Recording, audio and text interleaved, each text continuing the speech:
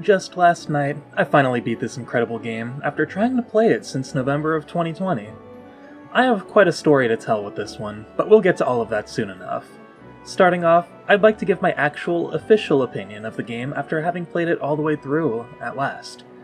Honestly, even though this game is just merely the prologue to a much, much longer story, I felt that it could stand well on its own. The game is definitely slow and takes a long time for the plot to get going, but the slowness doesn't make it bad if you ask me. This game fulfills its purpose by getting you attached to the characters and the Kingdom of Liberl, one of the 3 main countries on the continent of Zemuria.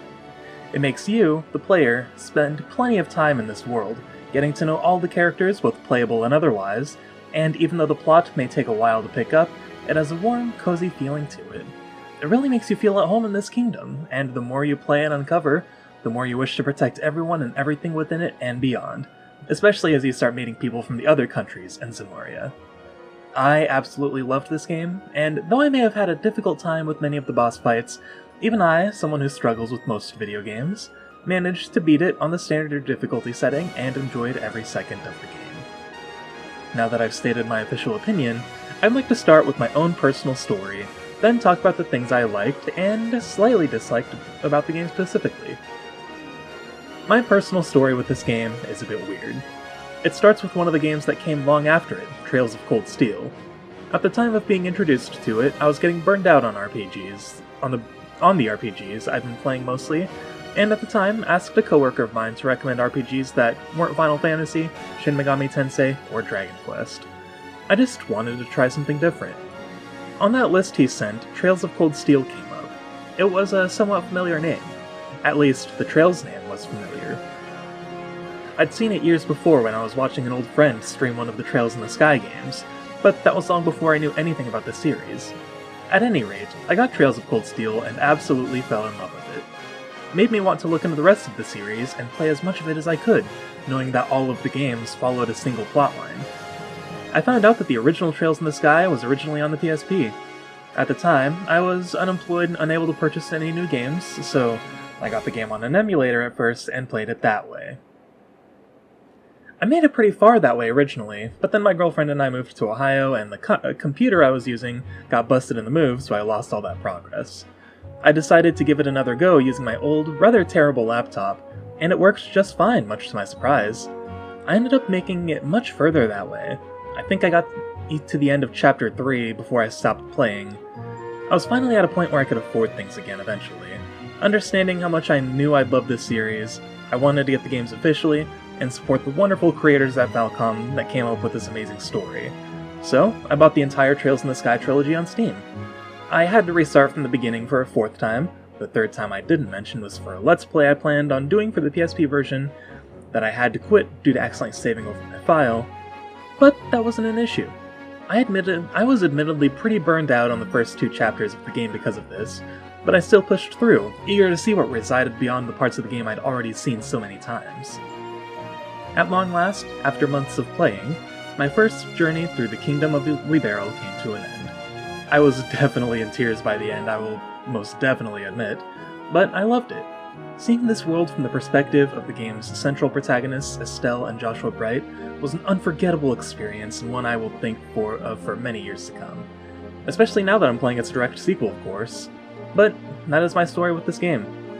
To jump into specifics, I'll start with the things I didn't like real quick, because there weren't many things to dislike, to be honest.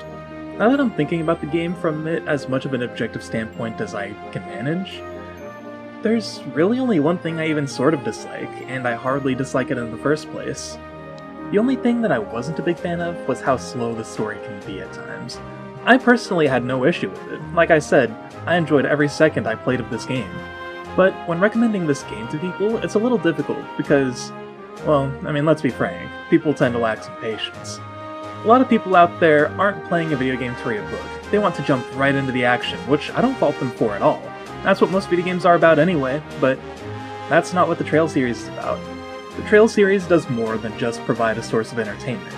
It's an experience, something to truly dig into and enjoy, something worth investing your time in. It is indeed like reading a book, I'd say. Dialogue among characters is a major focus on this game, and that brings me to the things I really liked. While we're on the note of dialogue, let's talk about that, shall we? The writing style of the Trails series is something that really stands out to me. After playing Persona 3, the game that essentially changed how I view games in general, something I always appreciate in a video game is what I call an honest writing style. By that, what I mean is that the dialogue between characters has a human feel. Not everything is grammatically correct all the time. People shorten words or use abbreviated versions, they often use strange combinations of words, and they have differing dialects depending on regional differences, though that last one is something to use carefully, I say. You definitely don't want it to be overdone to the point of being offensive, like what some Dragon Quest games do with their heavily forced accented characters. Trails in the Sky excels at that, and it really gives the whole game a more human feel to it. It makes you feel like the characters in the world are very real, including the NPCs. And that brings me to another note on this topic. Something that the Trails series does that I absolutely love is how they treat their NPCs. In every region you go to, there's a collection of NPCs with their own stories, and if you take the time to talk to them as you progress the plot, you get to see their stories advance. They don't stay static, they move forward and grow, just like you and the protagonists do. They endure their own hardships along with yours, and sometimes their lives even change depending on your own actions. I can understand why some people wouldn't have the patience to go around and talk to every single NPC every time the story progressed. Even I didn't when I was at the end of Trails of Cold Steel, because I was just ready to progress the plot. But it's really rewarding if you're someone who appreciates good writing and wonderful attention to detail. Another thing I love is the game's central protagonist, Estelle Bright. I always appreciate when a game has a female lead as the protagonist, and Estelle is absolutely incredible. I wish I could say more, but I don't want to spoil anything for you guys, so I'll just leave it at saying she is a wonderful protagonist in every way, and I'd recommend playing it just to see how her story evolves throughout the game. To wrap things up, this game is, as I've said, an experience that goes beyond simply playing a video game. It has so much humanity within its storytelling, the music portrays the game's emotions perfectly, the writing for every single character blows me away with how well it's done. The kingdom of Liberl itself is so full of many wonderfully strange people and mysteries. I cannot recommend this game enough. If you are even remotely interested in playing, this game is on Steam for a pretty reasonable price for how much story and gameplay you get with this game. If I recall correctly, that is. If you haven't played it before but decide to try it because of this video, feel free to let me know how your journey goes through the kingdom of Liberl. Or, if you have already played the game, also let me know. I enjoy meeting fellow Trails fans. And that was my unofficial review for Trails in the Sky First Chapter. I hope you enjoyed this. Feel free to give it a like, subscribe to the video if you really enjoyed it, and feel free to let me know in the comments how you feel about the series, whether you're familiar with it or not. I hope you have a wonderful day, and I will see you in the next one.